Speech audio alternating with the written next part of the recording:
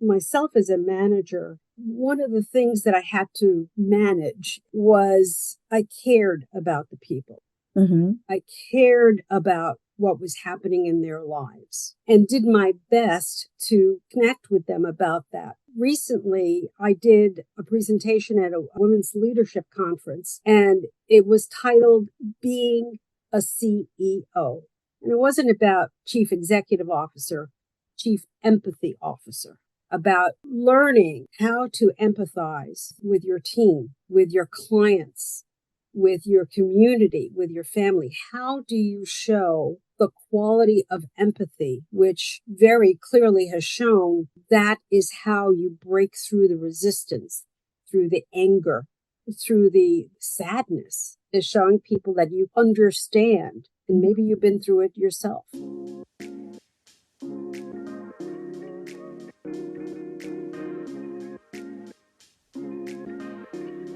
Welcome to Manager, a podcast about the experiences of people leaders and how we can enable them to lead engaged, healthy, and high-performing teams.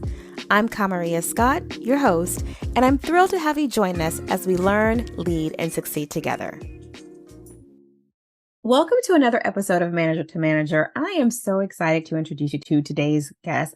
It's interesting how life works sometimes. You will meet someone during a circumstance and then time will pass and then you'll meet them again. And it's probably just a sign from the universe that it's time to reconnect and share stories about what's happened in the meantime. So today's guest is Dr. Pat Baxter. And she and I met many years ago when we both were working for the same organization that was getting ready to go through a layoff. And I re-encountered her again years later as I was going through my third layoff. And that sparked this conversation that you're going to hear today. So welcome, Dr. Pat, to the show. So wonderful to be here. We've waited a while to do this, so I'm ready when you are. Very exciting. Again, many years ago, we worked for the same organization. It must have been, 2000 and I want to say maybe 13. And then encountered each other again this year in 2023. So it's been 10 years.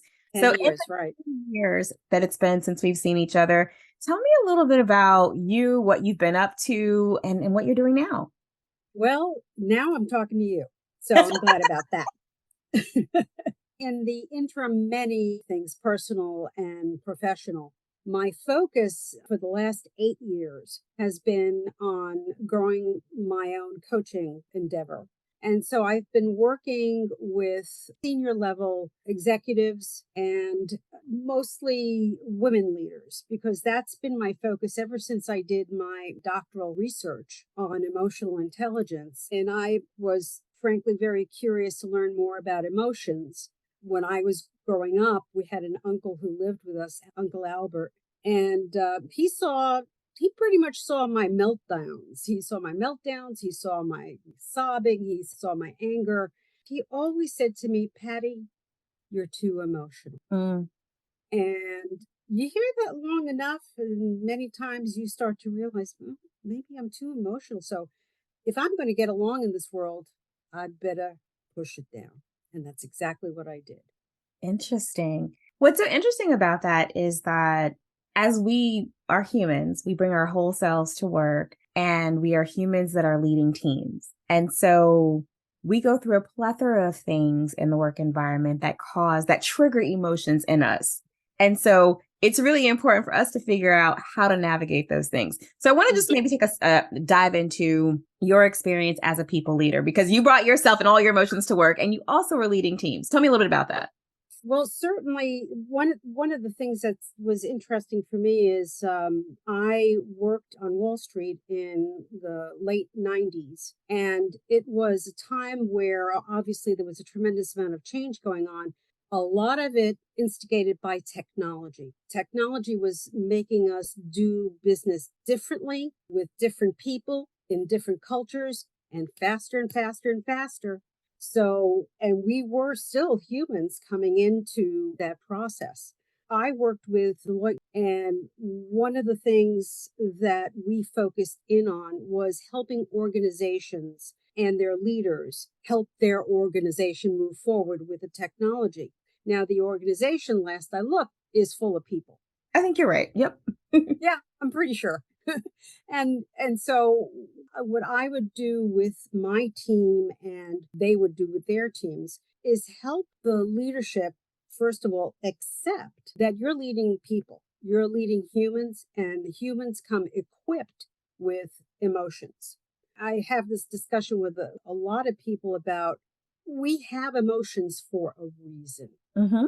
And that is to be able to connect with one another and also connect with ourselves. So, first of all, accepting that you are an emotional being is a very important part of the process. Then, to develop a toolkit of ways to manage your own emotions when you're caught up in the process and to help others manage their emotions and come out with the most beneficial outcome that's possible. But at the core of this is we're human and we have emotions. Once we get through that, we're kind of halfway there. Let's talk a little bit about some of the things that might trigger those emotions. So, one thing you just said was, we have to first deal with our own emotions and then we have to help others deal with their emotions, right? I think that's kind of the core of emotional intelligence. And as managers, I posit good people leaders have high emotional intelligence. And so they're able to deal effectively with their emotions and they're able to help people navigate their own. Sometimes I think we might forget though that they are humans and there's an inundation of things that cause emotional triggers. Again, as I mentioned, you and I met for me in the middle of two different layoffs. So I was a manager where we first worked and was told I was being laid off. And I handled that probably looking back less graciously than I would have liked. And then I was a manager just now in my third layoff. I say if I get two more, I should get a fruit basket. But this last layoff, I also had to talk with my team about leaving the organization. And it's interesting in that 10-year period, learned to manage my emotions very differently. In this instance, I was grateful to have a leader who allowed me to take about a week or so to process what I was going through before I had to share the news with my own team. And so what are your thoughts about what triggers managers? What are some of the stressors that they're working to? And then giving them the opportunities to work through their own emotions. Kudos to your leader who saw that this was something they could contribute to the process to help you with a very difficult task. I've been through it myself where you have to share some tough news and people immediately go to what happens to me. So kudos to your leader. One of the things that I have learned along the way is yes, we all have triggers. The number of different triggers that we can have are almost endless. And I'm thinking about the changes that have happened in the last 3 years to all of us. We have had to do business differently with different people. We gain some, we lose some. We had personal losses as well as professional losses. All those triggers are ones that keep us from really feeling like we're making progress and we have some control. The stressors on managers are endless. And I know you feel this way too, but myself as a manager, one of the things that I had to manage was I cared about the people. Mm-hmm. I cared about what was happening in their lives and did my best to connect with them about that. Recently, I did a presentation at a women's leadership conference, and it was titled Being a CEO. And it wasn't about chief executive officer, chief empathy officer, about learning how to empathize with your team, with your clients, with your community, with your family. How do you show the quality of empathy, which very clearly has shown that is how you break through the resistance, through the anger, through the sadness, is showing people that you understand and maybe you've been through it yourself. I love the concept of a CEO, a chief empathy officer. I know that a lot of managers are feeling empathy fatigue. We've been through this pandemic. It's now been a smooth 3 years of constant, unprecedented times where managers have had to really empathize and they're tired at this point. Yeah. The wear of empathy, I think, is something that is high for managers right now. How do they navigate that? How do they work through, gosh, I've been empathizing for 3 years? Mm. Well, one of the first things is that the first person who should receive your care and your empathy is you. We're hearing so much. I know you're hearing a lot about self care Yes. and that, it's okay to take a break. It's okay not to return that call. It's okay not to look at your email at 11:30 at night, which I don't know about anybody else, but sometimes I was compelled to do. Sure. Taking care of yourself, knowing your own limitations, I guess has become sort of an art form. You have to tune in here. I know I've gone too long without some self care. When I start to get angry at everything, Yes, yes, the sun came up. Darn you, son! I don't like you. You know, yes. that's my signal. There's been too much going on for me, and need to start putting like a sieve Hmm. underneath everything that's coming down at me and really just hold on to what's really mission critical for me. That's how you get through it. You take care of yourself, you take care of those who are closest to you. And Hmm. frankly, piece of self care is letting a lot of other stuff go. I like what you said about self-care and also being in tune with yourself because I can think of an incident when I was with my team and I probably had too many days of not getting enough sleep, of working too many hours, of maybe, trying to catch everything for everybody. And I was in this meeting and one of my directs said something and I snapped at her. And I was taken back by my own behavior. But it was interesting for me because to your point, knowing the signs within yourself, the when you're irritable or when you are feeling yourself out of character, and of course I apologize immediately and profusely, but being aware and checking in with yourself is really important in managing and knowing when you might have empathy fatigue or you might have overexertion from the emotions you're experiencing from some of the Mm, changes and things that we're going through. Are there any absolutely. tips or techniques or things that you have honed, developed that work for you in checking in with yourself? So we can give them like pragmatic, here are like 3 things you can do to really just check in with yourself to know the signs to look for that maybe it's time to just pause and deal with the you before you start dealing with other people. What would those 2 or 3 things be? Well, anyone who works with me as a coaching client knows, and I say this up front when we start working, journaling. Journaling is a powerful tool for helping yourself manage outbursts. It goes on the paper, goes no place else. Right. Nobody else hears it, Yeah. nobody else sees it. And there's been so much research now, particularly from Harvard, about how the higher up you go in an organization in terms of scope of responsibility, of the size of the group that you have to manage, the more important journaling becomes because you get it down on the paper and then you are the sole judge of whether that has to be spoken aloud. You know if it's really hurting or it's poisoning all the work that you're doing. So that's the first thing. One of the other things for us to remember as managers, frankly, is it's not that complicated. It's not. It's not that complicated to show your team, to show your leaders, to show anybody in your 360 that you care and in ways that don't have to lead to empathy fatigue.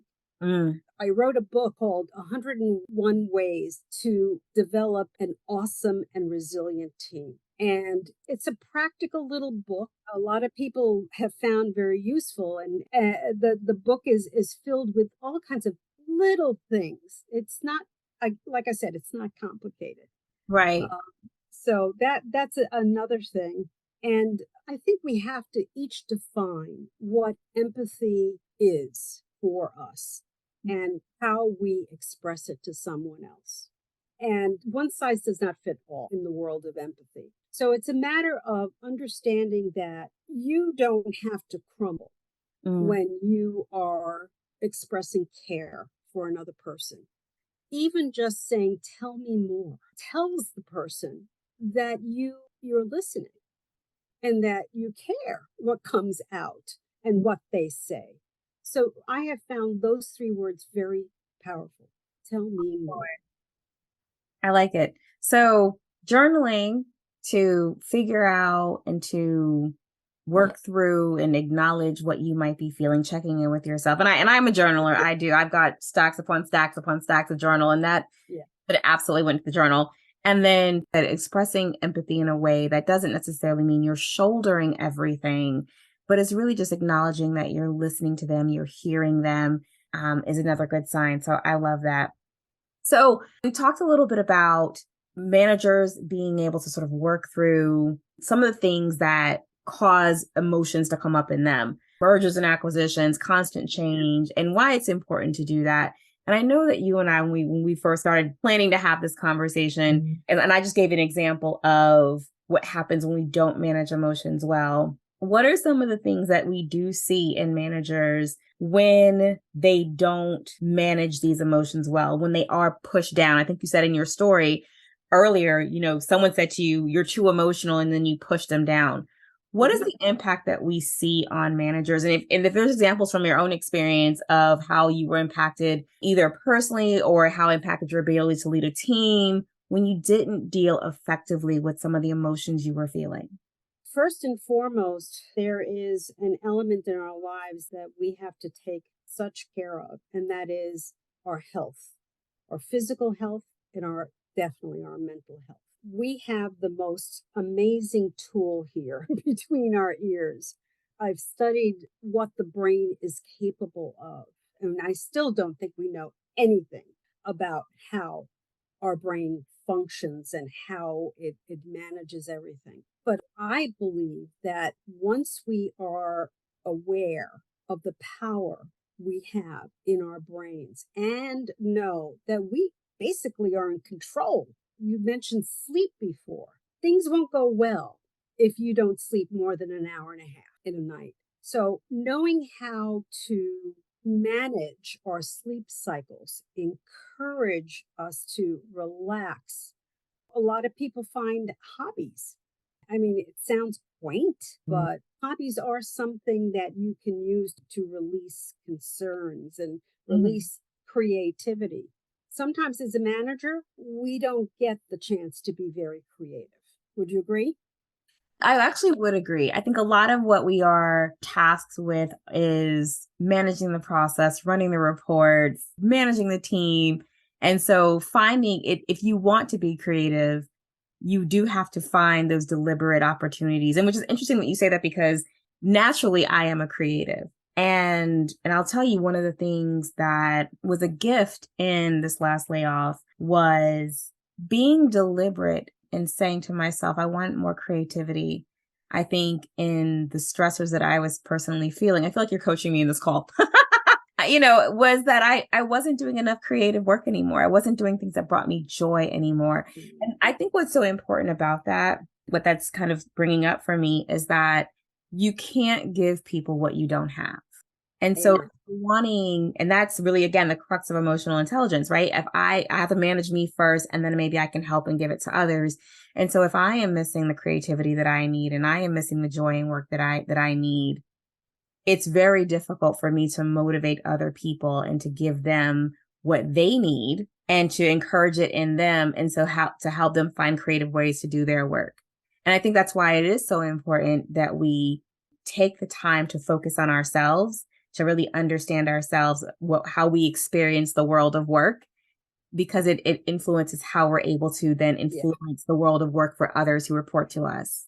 If we get the gift to know ourselves very well and know what brings us joy and what allows us or enables us to bring joy to others, that's such a gift. For me, when I was managing a team, one of the things that I liked to do was cook for my team. I bring in cakes and I bring in dishes. I bring in a lot of the meals my mom used to make. Yo soy Latina, so I know how to cook. And so I bring in things to show people this I do for you. And it's because I care. Yeah. I really do. And it's my expression. It's my emotional expression for people. And I do it to this day. You come into my house, you're going to eat. I love it. I love it. So managers should find their emotional expression, and that can be different. I love that you said that, because I'm going to be honest with you. I cannot cook. I am a home chef kind of girl. I need the cards with the pictures and the ingredients in the back. Like, I need it all just laid out for me. But my emotional expression to my team is different. I am the person who is going to listen. I'm going to brainstorm with you and kick around whether or not I'm going to be your solution partner. I'm going to help you. I'm going to coach you through whatever that is. And we're going to kick it around until you find a solution that works. And so I do love the idea of managers thinking about what is going to be your emotional expression of how you care for your team, and figuring out a way to do it that feels right and comfortable for them. It was fun for all of us actually on my team to bring in something, to eat, to share a meal. You can't find a more wonderful way to connect than sharing a meal. We sit down, we are eating, we're laughing, we're saying, "Wow, how did you make this?" Or, "Oh, that's interesting. No, thank you." Yes, been there. So, having that kind of outlet helps everybody manage the stressors. And of course, there is the fact that we have endorphins that are released in our brains when we're smiling, when we're laughing. I love that. So my way of caring is solution partner, your way is cooking. I know you've had exposure to lots of leaders over the years. Have you seen any other examples show up in how managers might express their care to their teams? Mm. Well, over the years, certainly I have seen managers literally take everyone out of the office, put them in cars or buses, and take them somewhere else so that the physical environment changes. And when that happens, there's a shift in us. One of my best leaders ever, I would follow him. As a matter of fact, I did. I followed him to 3 companies. Wow. Yeah, I did. 3 companies. He came into my little office and he said, "You have no light in here." And the guy goes out and buys me a lamp and make sure that the light is bright enough so that I can see. And it was like, wow. So that had a real big impact on me. My leader came in, looked at in my environment based on what he knew, said, let's change this because I care. What does that look like in today's virtual world? How does someone show and express care for people that they have maybe never even seen in person? Oh, yeah. We have that matter in spades. In January, I published an ebook about being a leader in a hybrid environment and how critical it is for you to not have a out of sight, out of mind mindset. Rather, having regularly scheduled discussions, including people. I've had meals with clients on Zoom just to have that kind of connection. I've also encouraged managers to be very expressive. You have a camera, show your face, show the smile, show the, I'd never thought about that. So that the person on the other side of this lens says, oh, good, I have their attention. The facial expressions, the tone of voice, the props sometimes that you want to have nearby. I'm sure you've gotten on Zoom calls and you see something in the frame of the other person and you go, oh, that's interesting. Take a look at that. What is that? Connecting with people and saying, I see more than you as part of my team. I see you as a member of a family. I see you as a member of a community. I see you as an individual with interests and expression. So those kinds of things and actions will help managers connect. I once had a team that literally were in 9 different countries. Oh my goodness. Oh, yeah. That is something. I can only imagine the time zone dance you had to do in order to make time for everyone and get everyone on the same page. And everybody had a different agenda and particular interest. And it was quite a dance to provide everyone with, first of all, relevant stuff to the role, regardless of where they were in the world, and to provide everyone, if nothing else, a mini platform to express what's going on for you. What have you seen? What do you think we should know about? All right, you're in Sweden. Got it. How about us in South America? What should we be looking for? There was a lot of work that my team in particular was doing in terms of an employee handbook. And boy, that was interesting. I learned a lot of things about Amsterdam I did not know. Interesting. So it was an education for me. And that's another thing too. One of the reasons I brought that up is having a community effort, something that everybody participates in, regardless of your time zone, regardless of your mother language. It's something that we all can connect to. And the next times that we get together, we'll be able to connect on that alone. And that handbook kept me up a lot of times. I love that you're sharing this, because I'll tell you, one of the things that is a habit or practice that's really important to me when I lead a team is to make sure that there is some sort of team project. And in my last organization, we had exactly that. We had this task to be able to diagnose all of the things that were coming out of HR to figure out whether they were effective or ineffective. So collect the data to have a heat map to say, here's where we need to improve, or here's where things are working well. And my whole team came together to work on this project. And what's interesting is that we didn't even finish the project. So as you know, priorities change, goals change. And so we started this project. We worked really, really hard on it. And then the project was sunset. And one of the things I said to my team was, as they were sort of feeling a certain way, was don't worry about it, because what came from us having that project was we got to know each other really well. We got to know each other's work habits really well. So we knew who was good at what. It was amazing to see different people's skills and strengths come together, and who you could go to for what, and their perspectives on things. And as you mentioned, we were able to then gel, because there was this community, there was this thing that we all worked on, and you could see people's pride in their part. But the outcome was not necessarily the thing we were supposed to do. It was us, the cohesion as a team, and how through that work, we learned to understand and care for one another and trust one another as a team. If you're a manager listening and you want to figure out how to bring your team together, it is figure out a team project for people to work on, even if, as you mentioned, long-term and on different time zones, but connecting people through the work is super important. Absolutely. It's giving us purpose. Why am I here? And why am I on a call to Manila at 1 o'clock in the morning?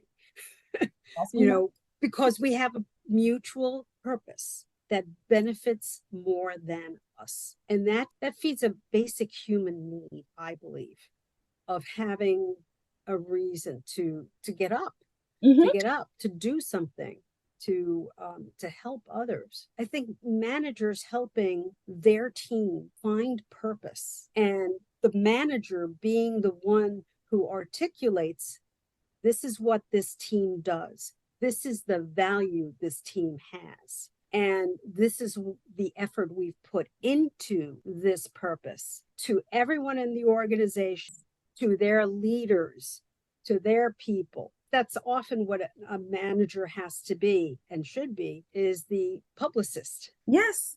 And I can see that as an expression of care too. And I love this thing that we're kind of working through, because helping people find meaningful work and purpose is an expression of care for them. It is making sure that they're doing things that is worthy of their time, that reflects that you know and understand who they are and what their strengths are. Going back to what you said about making people feel seen and understood. And it also amplifies and highlights that to other people in the organization. So I really love that. This has been just an amazing conversation. I love that we were able to talk first about how a manager cares for themselves and then extend that to their teams. Is there anything else, any other words of wisdom that you would share with our managers in that area? I think two things. I just want to reiterate something I said before. It's not complicated. It's being human. And while we as humans can be complex and confounding sometimes, we are such unique, beautiful beings that we need to stop and appreciate each other. And a team appreciating their manager is a very powerful thing. So, as a manager, you're part of a team. Are you and your team reflecting back what you've learned from your leader and how they have helped your purpose, personal and professional? Talk. You get, not only it's not talking down, it's talking up. That really makes a huge difference. And I'll add just one last thing. As I mentioned, my doctoral research focused on emotional intelligence more than anything else. What I understand manifests emotional intelligence and care is self-knowledge. It's knowing who you are. And I would encourage every manager first, know thyself, and the rest comes along. What are some of the best ways for them to do that? What do you recommend? If you could give managers one activity, one thing they should do immediately to begin better knowing and understanding themselves, what would that be? I would ask them to take a risk and ask each member of their team, what do I do for you? Am I doing what I need to do for you to feel accomplished, to feel recognized, to feel understood? It's a huge risk. I know there are some managers that will be hesitant to do that, but do that and you will receive a lot of input. And also I would venture to say a lot of recognition and a lot of reassurance that you are doing a good job and the very best job you know how. And it's your team, it's your colleagues, it's your leader, it's your community, it's yourself who can fill in the gaps that you may discover. But take the risk, ask people, how am I doing? Absolutely love that. If people want to reach out to you, is LinkedIn the best way to do that? LinkedIn is certainly one way to do that. My direct email is hello@drpatbaxter.com. And there's also my website, Dr. Pat Baxter. And please stay in touch. And I want you to know how much I was so excited to do this and that we connected again after all this time. Yeah. You started off saying, it's funny how the universe brings you back to people in your life. And I think we needed to connect at that time, and I'm glad we did.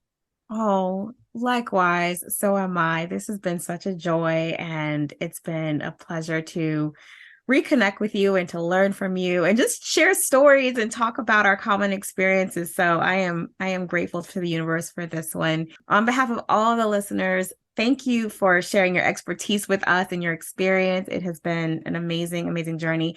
And again, if you're listening, I'm going to echo Dr. Pat's challenge to you. Take that risk, talk to your team, listen and hear about what it is you do for them. And until next time, do take care of yourself and each other. Thanks for listening to Manager to Manager.